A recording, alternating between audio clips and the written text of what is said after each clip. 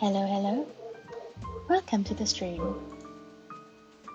This is our third episode of Tyrion, Attorney of the Arcane.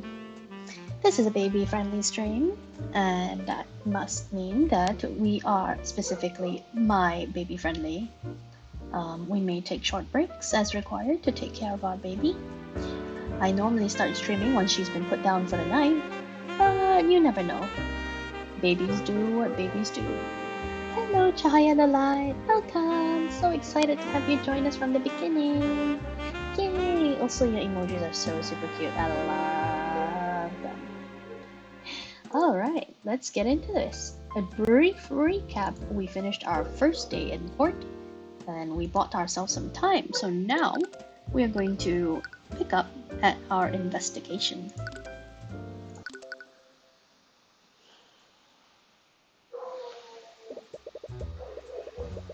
Ah, yes. The chalk outline on the floor. Right. You arrive back at the McCoy Tavern. Luckily for you, the Inquisition set up a teleportation circle for you to use. That's convenient. With that circle, you could magically teleport between the capital and the crime scene instantaneously. I know, right? The chalk. Our dear friend. It's definitely miles better than having to travel by carriage. Oh, it's you. What are you doing here? Commander White takes notice of you as you enter the tavern. It looks like he's working with a team of knights to investigate the crime scene. I'm the defense attorney in this case. I have just as much right to investigate this crime scene as you do. Yeah, whatever. Just remember, I got my eye on you, kid. Oh, this is new. I suppose... Can we talk to you? I was wondering if I could ask you some questions about the case. Oh, as if I'd help the likes of you. I don't know how to give a voice to an 64-year-old man. I saw who your boss is, and I know what you're up to. That witch probably sent you here to con me. My boss? A witch? Well, I'm just looking for some information. A likely story. He was cooperative before when he let you see Celeste. Yeah, it's because we whipped his ass in the courtroom and made him look stupid. Why is he being so stubborn now? Because you made him look stupid. Is he... Is he angry that you embarrassed him in court today? In any case, you won't get anywhere at this rate. If you want his help, you'll need to persuade him through an argument. Oh yeah, that always works out well. People not agreeing with you? Argue. Poor magical gumshoe. I know, right? Helps to prepare before starting an argument with someone. Talk to Orin or present items to him to build a psychological profile. If you successfully fill the profile gauge, you'll receive more information during any arguments against him. Oh, is this why when we looked at our profiles, only ours was full and everyone else's was blank? Anyway, oh, that's the argument, alright. So, what does the Arcane Inquisition do exactly? You trying to pick a fight with me? No, I'm genuinely curious. Well, I'm sure you already know, but us Inquisitors investigate crimes that involve magic. Do crimes like this happen often? Nah, maybe once in a blue moon. It makes sense. Most mages are in the nobility after all. Oh, most, not all. Even if they're untouchable, they don't make a habit of getting into trouble with the law. You must have an easy job then. Oh man, is that gonna piss him off? You got that right. The only reason we exist is to clean up the nobility's messes. He's not happy about that. He doesn't seem that happy. I literally just said what I said. Commander White, you seem to speak negatively about my client's magic. Do you have a personal grudge against mages? Mages? Wasn't that kind of rude? Yeah, we were kind of rude. We were absolutely rude. We're 20-year-old pipsqueak. That's what we are. You're damn right I do. As far as Orin's concerned, anyway. Wow, he didn't even try to deny it. And if you had any sense, you would too. All a mage has to do is wave their hands and say some magic nonsense. Then you suddenly have a dead body on the ground. And don't get me started on mage blight. That sounds like a disease. If some noble uses their magic too much, they end up snapping and going on a rampage. Huh. I don't know if this is going too far, but why join the Inquisition if you hate mages so much? Considering the fact that that my job is to sweep the nobility's crimes under the rug. Sorry, I didn't mean to insinuate. You definitely did. Nope, you have the right of it. Oh wow, he's pretty straight. I like him. Anytime a noble is involved in a case, I'm ordered to look the other way. He's really straight. You don't seem very happy to do that. Would you be very happy to do that? Why would you stay in this line of work? Dude, he's 64. Because every once in a while, I'm allowed to put a criminal mage behind bars. Oh, interesting motivation. We can't go after the nobles, but any other mage is fair game. Or at least they were before your boss showed up. Your boss? Does he have something against Miss Tamora? We're treating this guy like some kind of foreign creature. I know, right? It's like, he's so weird. I don't understand. Let me question the 64-year-old's life choices. Jeez. It's almost full. Let's have a look around. I really want to investigate this chalk outline. Please comment on how it's weird. There's a chalk outline of a person on the ground of the tavern. This is probably where Flintheart died, considering he's the only corpse we got. The outline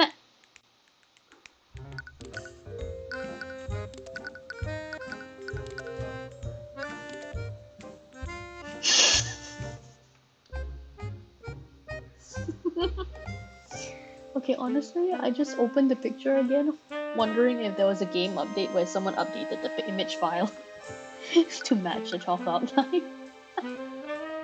The outline matches. I'm dying. Okay, fine. We'll take it that. I mean, this is as bad as Ryunosuke not noticing the hits one. It really is. I just, yeah. Okay, sure. Sure. Okay. Oh, nothing's nothing out of place here.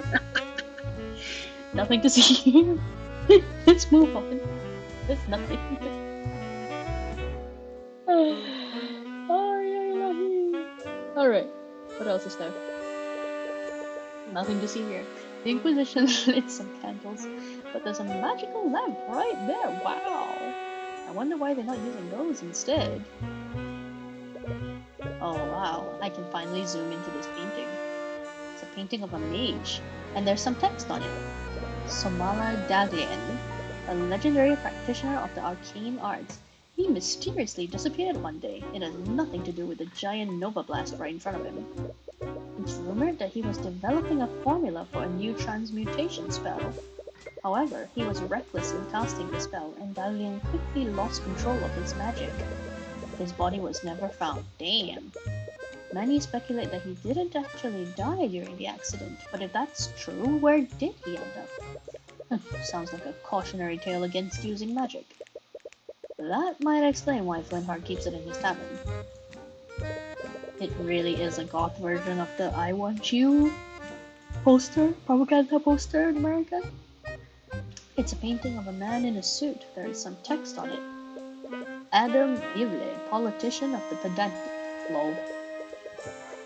I've heard of this guy. He's some kind of politician from one of the nations west of here. I heard he's pretty much a shoo-in to win whatever election they have going on there. Did you move the stream avatars over the game on purpose? No.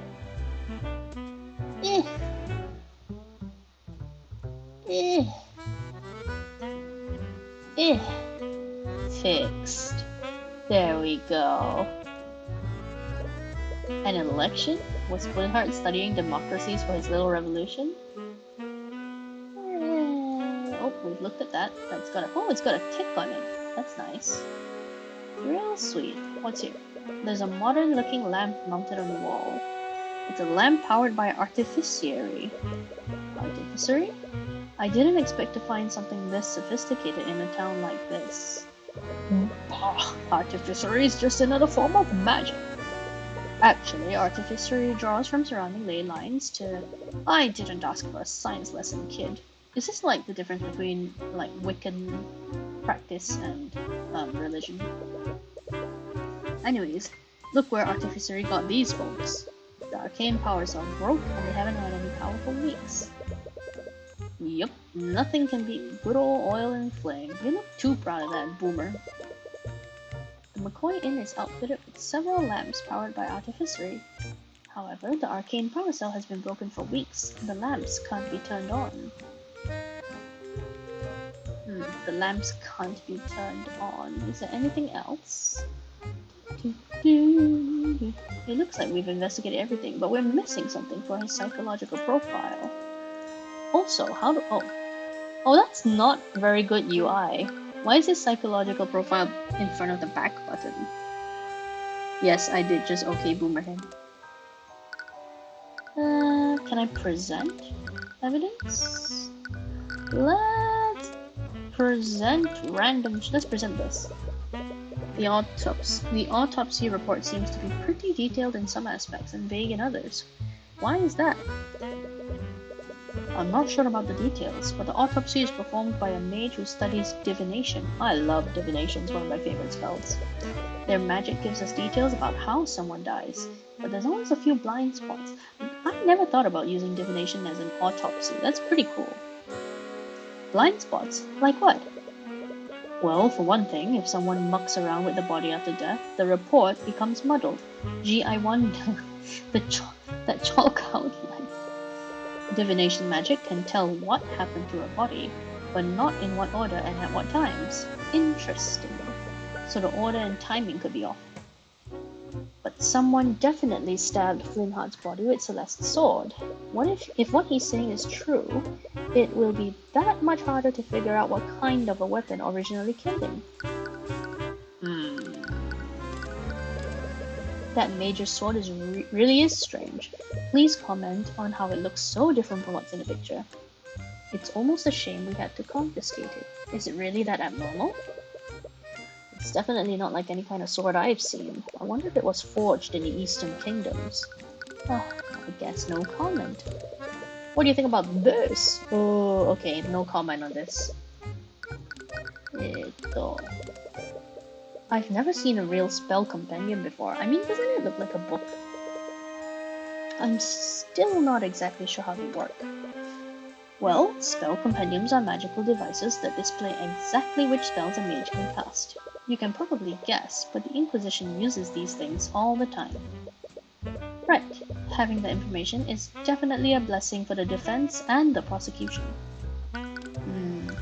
So it sounds like the compendium is something that's always true and wouldn't have any fault in it. This place has been without power for about a week. I wonder if there's any information I can infer from that. They've been using candles to keep the place lit. This is exactly why you can't rely on magic. Present my badge. Oops, he's got no comment. Okay, that was the brute force method of investigation. Oh, one more. I have to ask, did something happen between you and Miss Tamura? Miss Tamura? What are you, her lackey or something? Well, actually, yeah, she's my guardian. Oh, I didn't even know she had a... Look, kid, I don't know what the deal is between you two. Present the badge to everyone till someone goes home and be a lawyer. That's kind of the plan, actually. You used to get some really interesting reactions in Ace Attorney if you presented your badge to certain people. But no good will ever come from associating with her.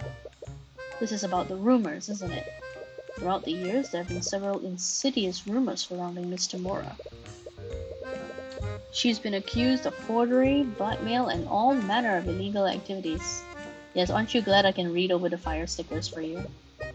It's clearly misinformation spread by the nobility to discredit her. She's always been fine with it, but you can't help but get angry on her behalf. It's more than just rumors. I've seen it for myself. That woman is evil, kid. Wonder why there are two fire stickers?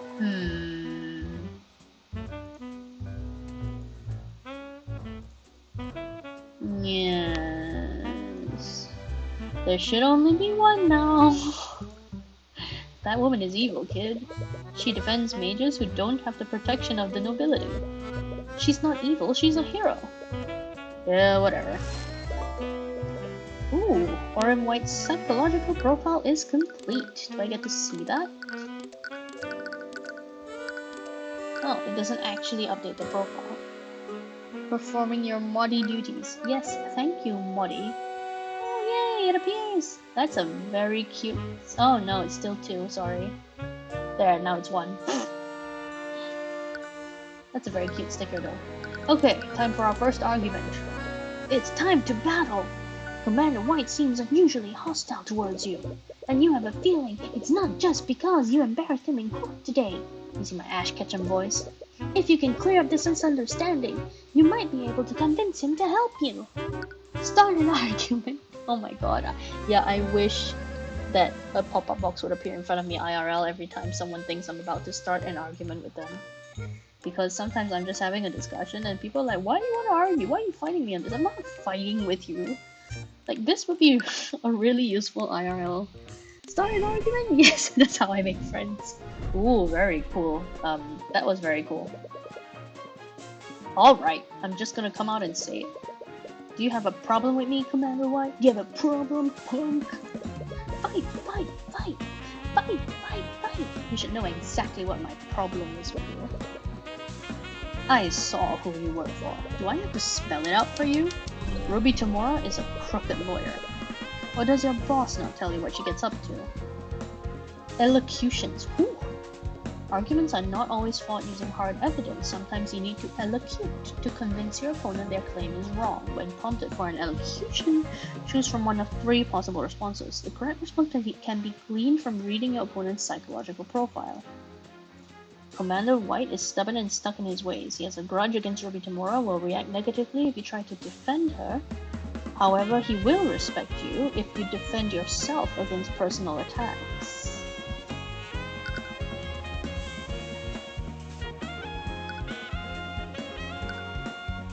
Oh wow, this is very interesting. You have no right to throw baseless accusations against me or Mr. Mora. Regardless of what Mr. Mora has done, I'm the one heading this case. It doesn't matter how you feel about me or Mr. Mora. What matters is my client deserves a fair trial with fair representation. This is definitely wrong because we're defending Mr. Mora. I like this the most. It's the rational statement.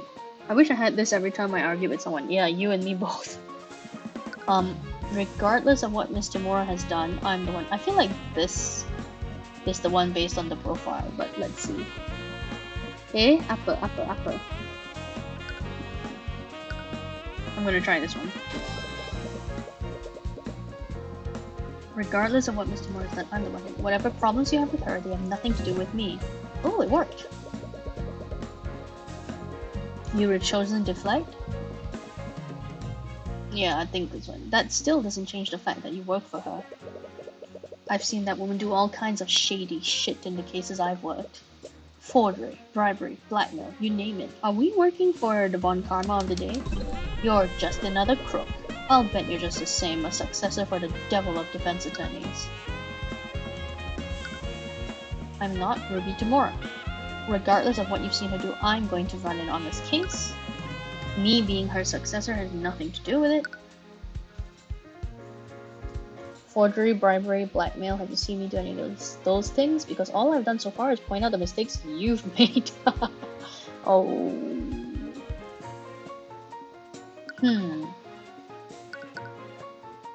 This is not gonna make me any friends. This feels like it doesn't accomplish much. And this feels kind of empty, if you ask me. Like, it's just repeating the point. Regardless of what you've seen her do, I'm going to run an honest case. Long way to say you're too incompetent to understand how innocent I am. Yeah. I would have gone either defend or rationalize. Let's go defend. I'm going to run an honest case. I'm not Ruby Tamura. It doesn't matter if the rumors are true or not. Regardless of what you've seen her do, I'm going to run an honest case. Ooh, that was a good... Look, kid, I'd like nothing more than to believe you, but after everything I've seen her do, I know better. I have no reason to trust you. Oh, fair point. Anyone taught by that woman can't be anything more than a crook. You have no proof she's a crook, and I'm sure you don't have any proof. This is not the one. Nothing that I've done has given you any reason to suspect me. Have you seen me engage in any crook-like behavior? Oh, these two are almost the same. This is more confident though, and this is like open the doors to him. I feel like going defend with him is very bad. Yeah, this feels very bad. It's either one of these. This is more opening, I feel. It's like inviting him to say, have you seen it? Huh? But then it also opens the door for him to say like, yeah, you defend this mage and like shit. So, but the same thing could happen here. Let's give him the chance. Let's be open with him and see what happens. Her way of teaching me was ruthless, I'll give you that.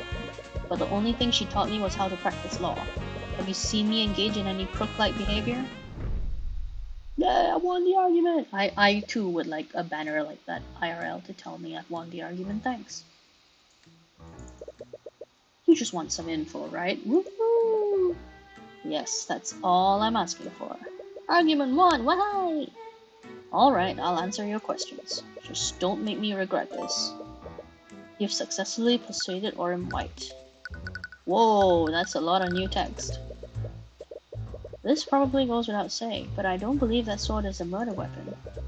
Right, I guess you have to prove that someone else put the sword there. Did the Inquisition find anything suspicious on the scene? If you're asking if we found another bloody weapon lying around, we definitely didn't. That would be a little too convenient, wouldn't it? But let's say that the girl really is being framed. If there was another murder weapon, the killer probably walked out with it. Do you think they could have hidden it somewhere in the tavern? Yeah, like with magic? Doubt it. After the trial, Steelwind turned the place upside down and scanned it with her magic. Oh, right. If someone did hide a murder weapon here, they hid it well. Or they hid it in plain sight. Next. I can't believe you made such an obvious mistake during your investigation. Why are we saying this to him?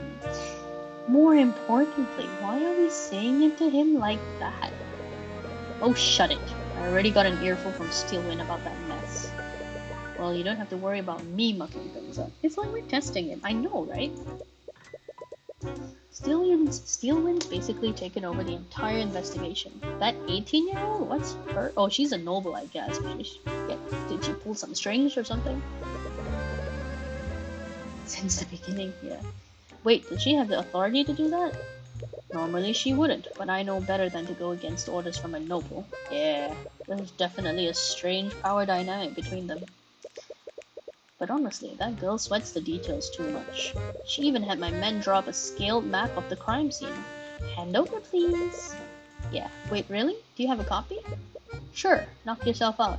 I must say, I don't know if you noticed this, like, I really like the way his mustache is drawn. Don't know how much good it'll do you. The mustache and the beard and goatee. Alright, do we have anything else? Let's check out the map first. Map. Huh. 5 foot by 5 foot. This doesn't look like the scene in front of us, but it could be just me. That's the door. Why isn't it marked on the map, like where he fell down? That would have been useful. Oh well.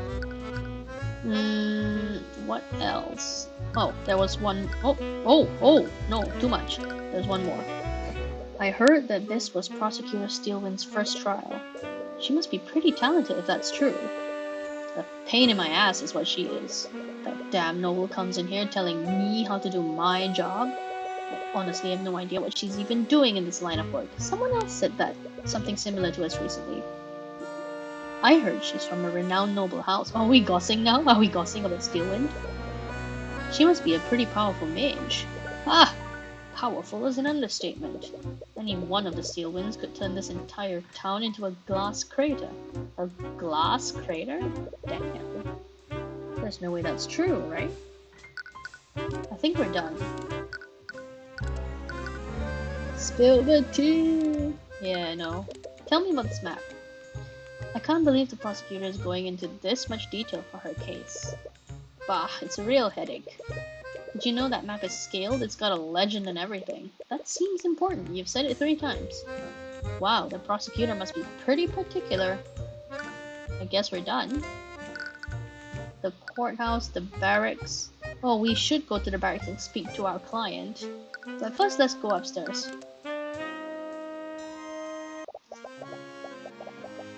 If people keep seeing you here, they're going to start asking questions. Leave the investigation to me. All you have to do is stay quiet until the trial is over. Oh, nice theme music. While heading upstairs, you spot the prosecutor having a conversation with someone. They seem to be in some kind of argument. Enough! I will do as I see fit.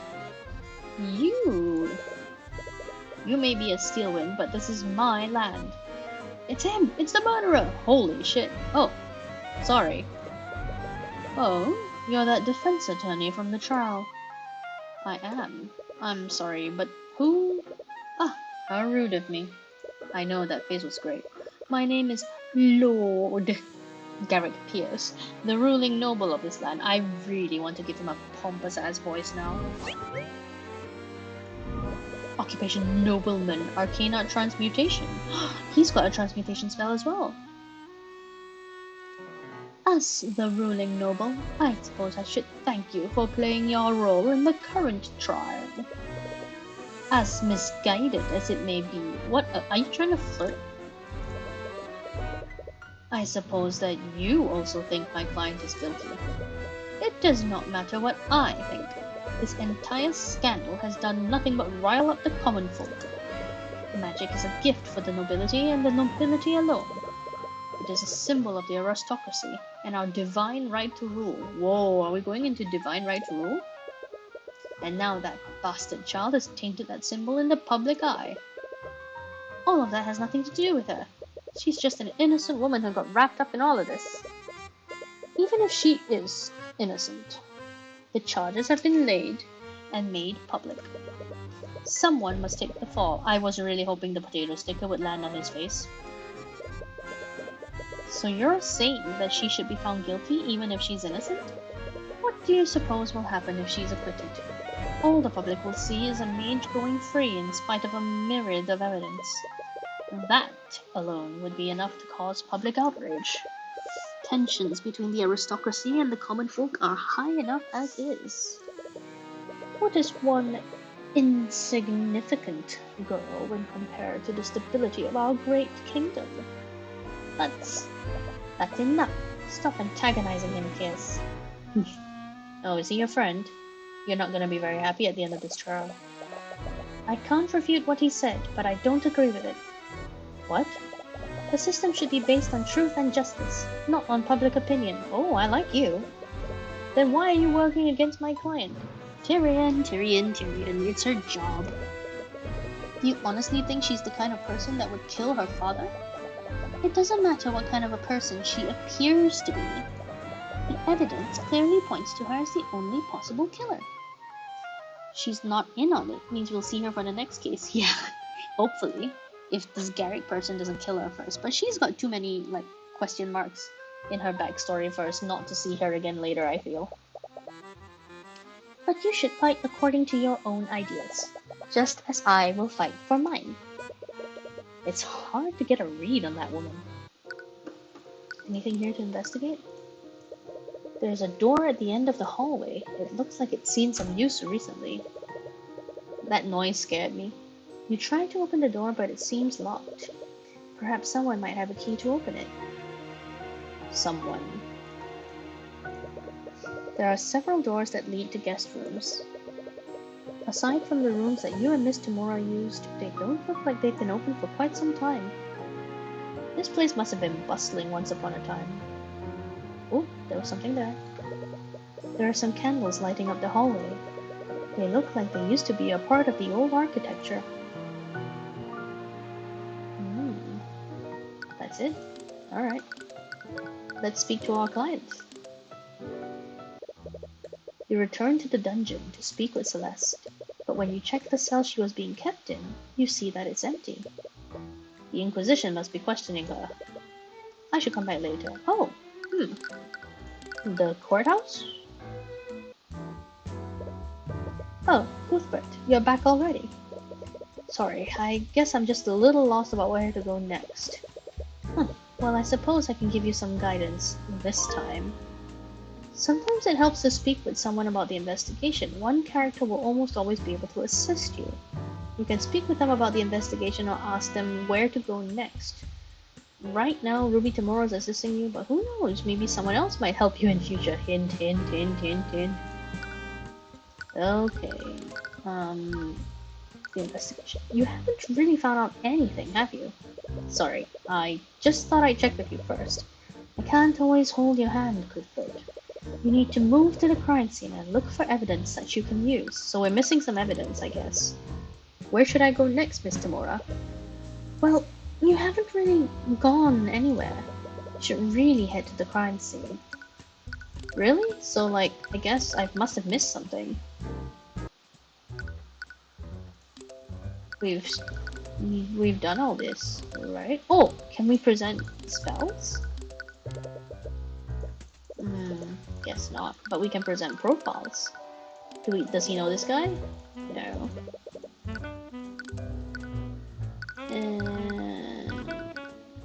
Let's ask about this. Oh, I guess he can't. Strange, we must have missed something. I don't see anything. Oh, the bottle. There's a broken bottle on the floor. It's shattered close to the chalk outline of the body. The very accurate chalk outline of the body that clearly shows how he fell in the photograph. The label has the words Lotus Juice on it. I've never heard of that brand before. Must be foreign. Shattered bottle of Lotus Juice. Anything else? Well, if you've never heard of that brand, maybe we can find someone who has?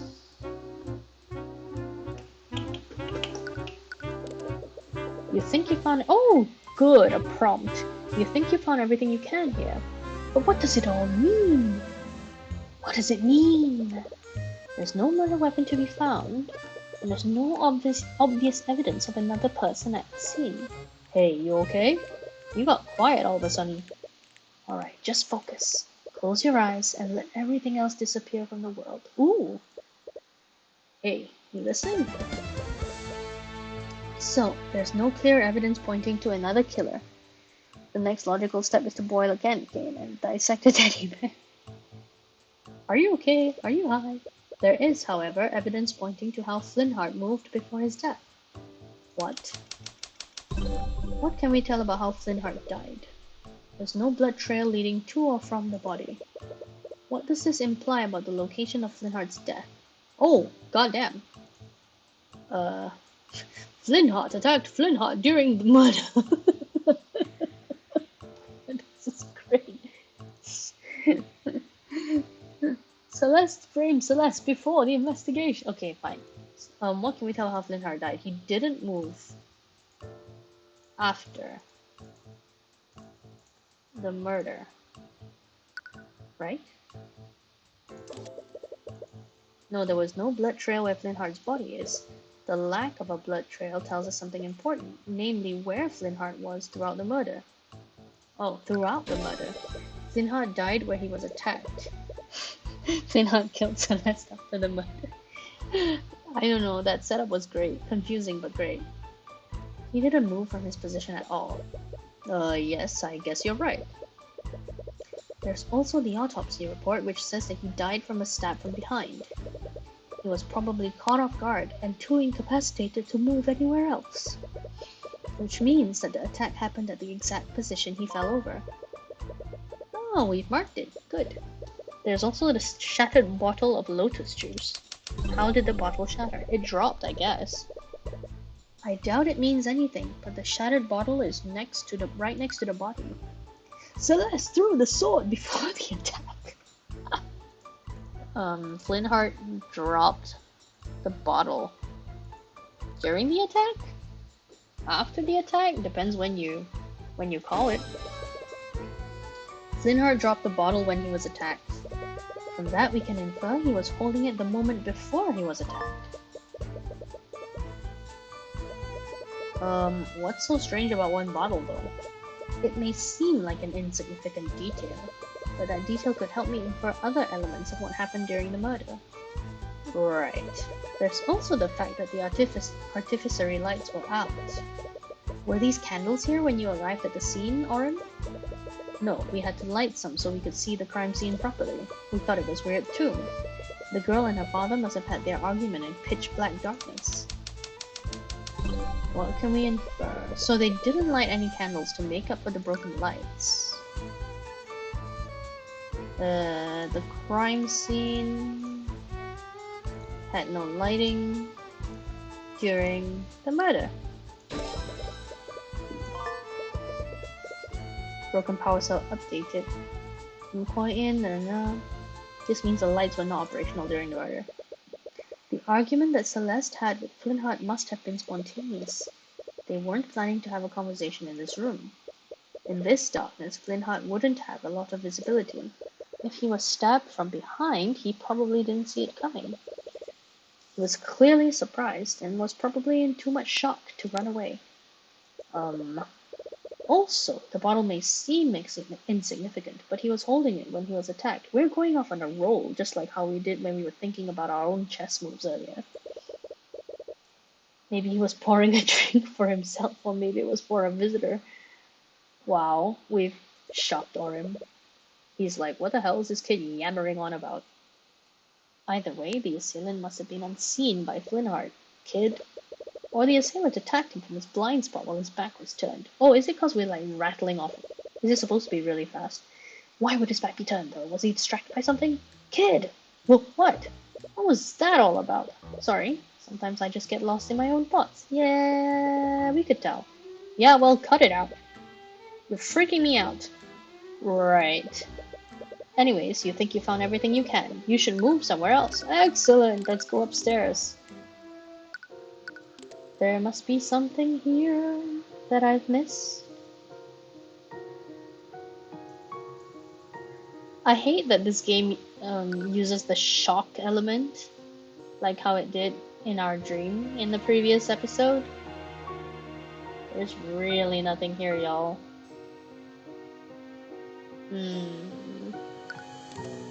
Let's try the prison.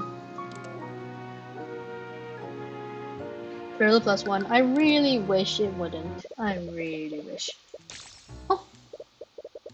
Something happened. The ambient despair in the air fills your mind like a horrendous stench. You do your best to ignore the emotions of the other prisoners, but you haven't had much practice blocking out this many people. As you arrive, you see Celeste huddled down in a corner. As soon as she sees you, her dull mood seems to lift, if only for a moment. Oh, hi, Mr. Cuthbert. There's no need to address me so formally. Just call me Tyrion. Okay. Anyways, I came here to ask you some questions about the case. Right. Oops. I'm sorry for freezing up like that. I almost lost this trial. No, there's no need to apologize. You did great. But it was only thanks to her. If she hadn't calmed you down, who knows what would have happened.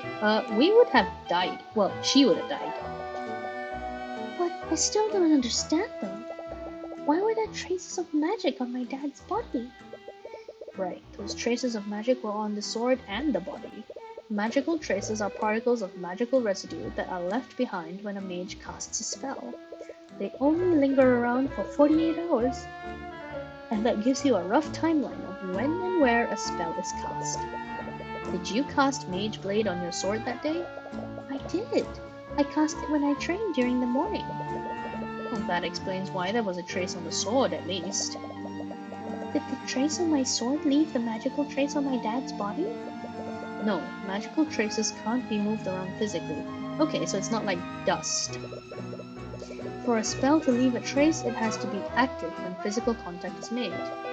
Really? What does that mean then?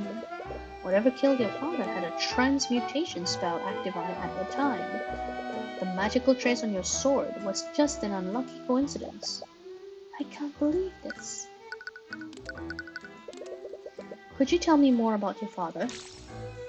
Aww. Sorry, I know this must be difficult after everything that's happened. No, it's okay. If it helps you, I'll try my best to answer your questions. Were you two close? We were. I'm sure you know this by now, but I was adopted by him and my mom. But even though I didn't have their blood, they treated me as if I did. He loved me with all his heart until... Until? Until what? Does this have something to do with the argument they had? I'm sorry to say this, but I could hear your argument from my room that night. Could you tell me about what happened? For as long as I can remember, my dad has hated mages. I'm not sure why, but if you even mentioned magic around him, he'd fly into a rage. So I hid my magic from my family. But why even learn magic in the first place? If you really wanted to, you could have gone your whole life without using it. Ever since our tavern closed, my family's been in a lot of debt. I decided to become a mercenary and use magic to enhance my ability to fight. Most mages are in the nobility, so people will pay a lot for a sellsword who can use magic. So that's why she's a mercenary. Celeste McCoy learned magic so she could support her family as a mercenary. Apparently, many people will pay extra for a mercenary that can use magic. But I know now. Learning magic was the biggest mistake I've ever made. On that night, my dad found my spell compendium. Ooh. When he confronted me about it, I finally came clean to him. That was a bad time for him to find out. That's when he flew into another one of his rages. He shouted at me. He told me that I betrayed him and his family. I'm so sorry. I can't imagine how that must have felt. I deserved every bit of it, girl. I knew how much he hated magic, but I learned to use it anyways. He showed me so much love and I just threw it all away. Don't say that. I'm sure he still loved you. No, I could see it in his eyes. He hated me. And he died hating. Oh, God. You feel a sharp pain in your chest as you see that thought. Poor girl. So, yeah, change the topic. There's a locked room in the tavern. It's at the very end of the hallway upstairs. The Inquisition probably searched it already, but I just wanted to investigate it to make sure. A locked room at the end of the hallway? I think it's my room. Do you know how I could get in there? It's the only room in the tavern that I haven't investigated. You feel a suspicious gaze from Celeste. What's that look for? I'm your lawyer. I'm not going to do anything weird. Sorry, you're right. Here, you can use this key to get inside. The key to her bedroom, alright. Anything else? I suppose we could present evidence. This is a pretty strange sword. I've never seen anything like it. Do you like it? It's a souvenir I got while I was traveling the Eastern Kingdoms. Wait, you've been to the Eastern Kingdoms? I thought Wivengar had a strict policy preventing people from crossing the border. Well, I didn't exactly enter legally. Say no more. You quickly glance at the guard of the cell. He doesn't seem to be listening. Please don't make a habit of telling people that. You're in enough trouble as it is. Yeah. Oh my god, that pouty face is quite cute. I don't feel like I want to show her dad's body. Mage Blade. It's a spell that magically sharpens my sword so it can cut through plate armor. When would you even need to use a spell like that? Well, it's not just for plate armor. I can cut through all kinds of things with it. Trees, boulders, ballista, fortified gates. It cuts through most of those things like butter. You start to wonder what kind of life she led before this case. You know about this? What? I tried to present the bottle and it was like, oh, you should remind her of her father's death. Can you tell me more about this? No, I don't really know what to say about that. No. Huh? I didn't expect to find, sorry I clicked too fast, artificery in a village like yours. Yeah, I bought it for my family to make their lives easier. But I think it just made things more complicated. Yeah, without an arcane power cell, those lights aren't very useful.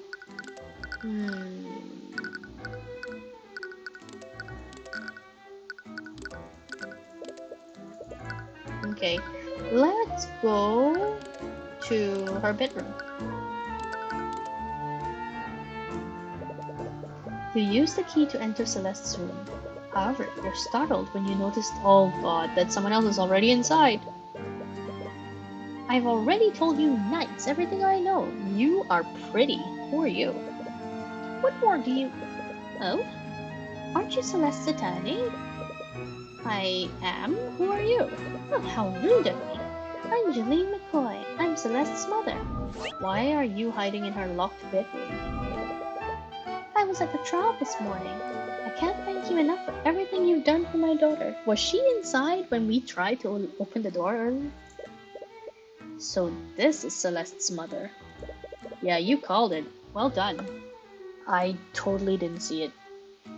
She might be able to tell you more about Flintheart. About that, do you mind if I ask you some questions for my investigation? Of course. I'll do anything I can to help. Can you tell me why your husband hated mages so much?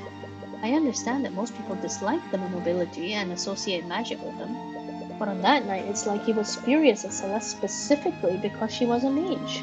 Oh, he must have talked to Celeste. I wasn't there when their argument happened, but I can only imagine what he said to her.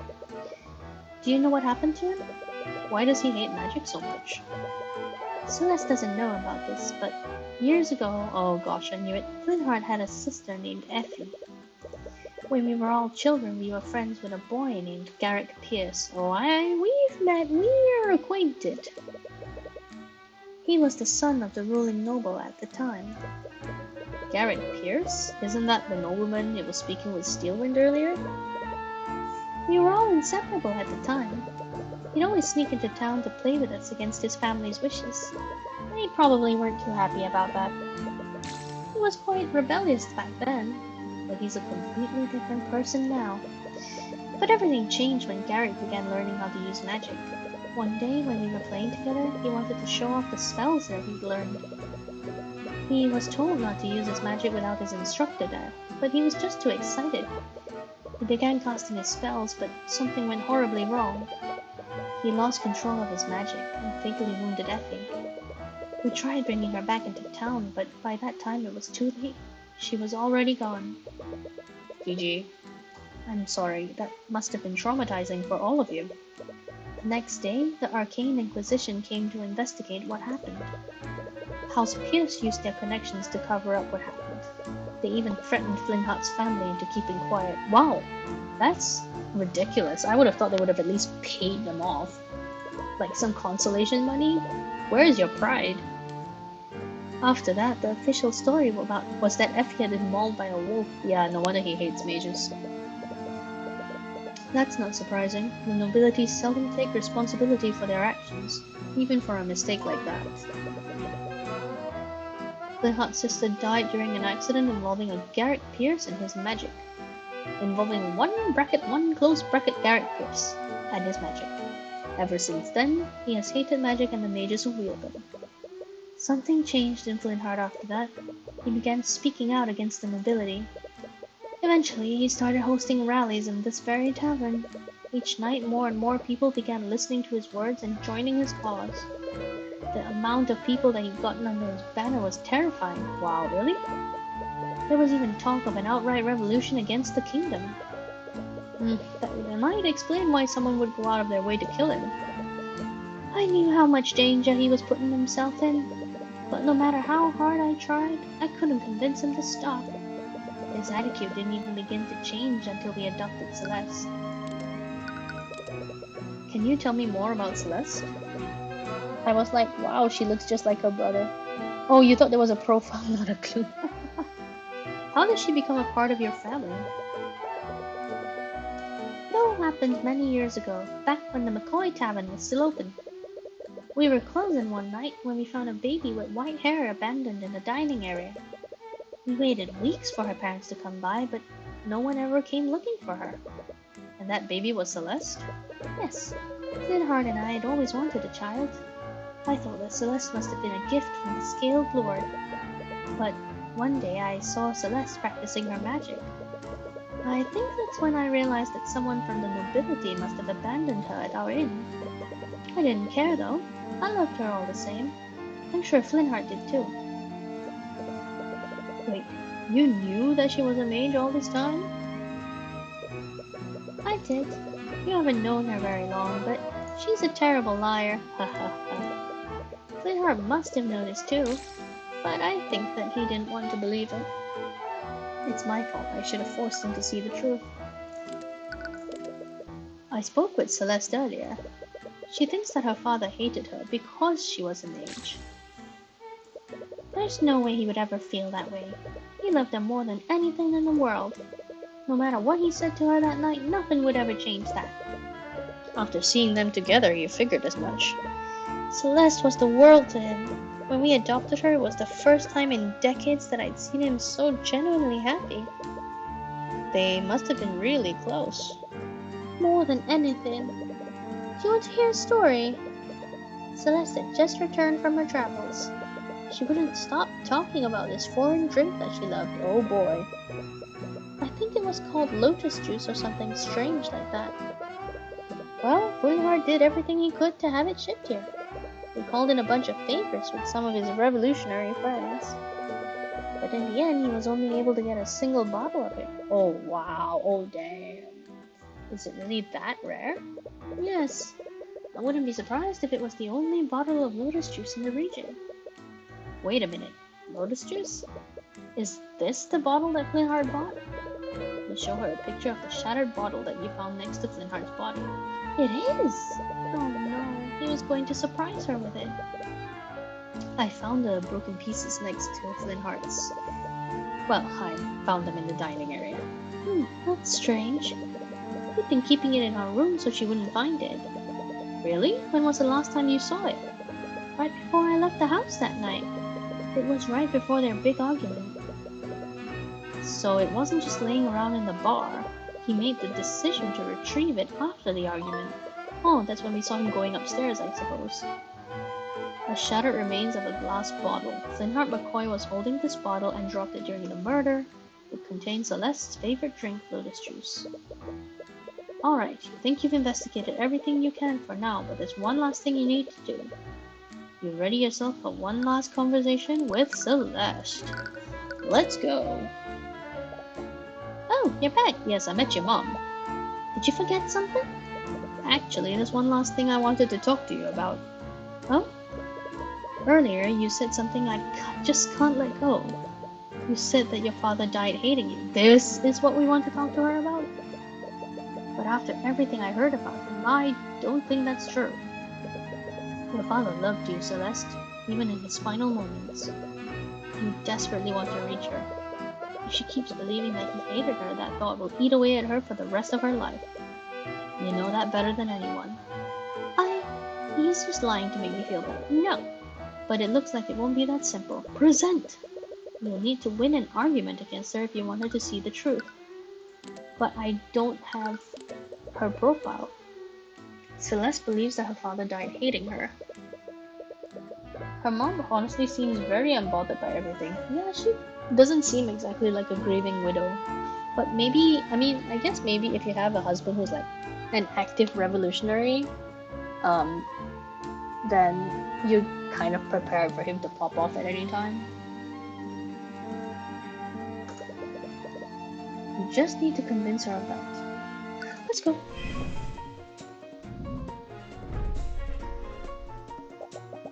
I know you're just trying to make me feel better, and I really do appreciate it. I should have said, can I still say? I cannot say. What is this? No, don't return to the title screen. I can't say that. But everyone knows that my father hated mages. Nah, she'll just break up. He always hated magic. There's no reason behind it. She does seem like the kind to just let her daughter Celeste, seems like the kind who would break up. Wait, I don't understand what I'm supposed to present. He hated magic.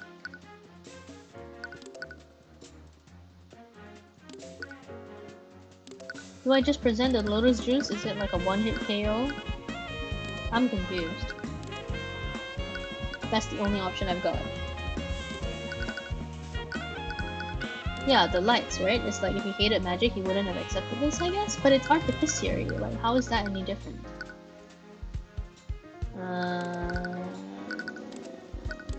I guess it's...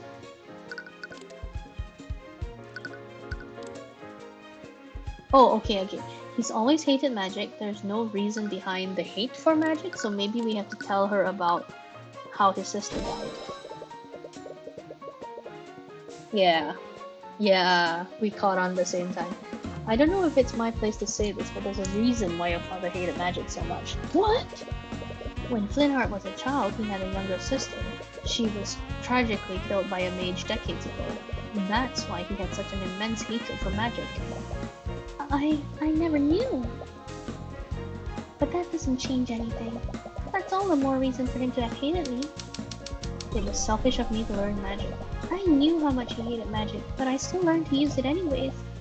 Magic killed someone that he loved. No wonder he was furious. It was selfish of you to learn magic. No, you learned magic so you could support your family. You're not selfish. But you didn't learn magic to benefit yourself, did you? You learned it to save your family after your tavern was shut down. You're a good person, Celeste. And you did everything you could to help your family. I'm sure your father recognized that. Just shut up. What? Shut up, just stop it. Whatever composure she had before is slowly breaking down. You weren't there, you didn't hear what he said to me. In his final moments, he could only think of how I betrayed him. I could see it in his eyes. There's no way he would ever forgive me. Aha! Take a look at this picture, Celeste. What? A shattered bottle? Wait, is that a bottle of lotus juice? Do you know where I found this? On the floor of your family's inn. What? That can't be true. I tried to find it here, but no one sells it in Wivengard. Your father knew how much you loved this drink. He called in quite a few favors just so he could have it imported for you. What? He did that? Your father didn't hate you, Celeste. He loved you more than anything. That doesn't change anything. If he did all that for me, it was before he knew about my secret. I'm sure he would never have done that if he knew the truth. That's not true at all. What the hell would you know about him? You barely even knew him. No, I just asked the right questions because I'm a lawyer. How could you possibly know how he felt about me? Don't you think I want to believe that he still loved me before he died? But I know the truth. There's no way he would ever forgive me for what I did. It's not just the fact that he bought that drink for you. It's also where the bottle was when it shattered. What do you mean? Your mother said that the bottle was stowed in her room before your argument.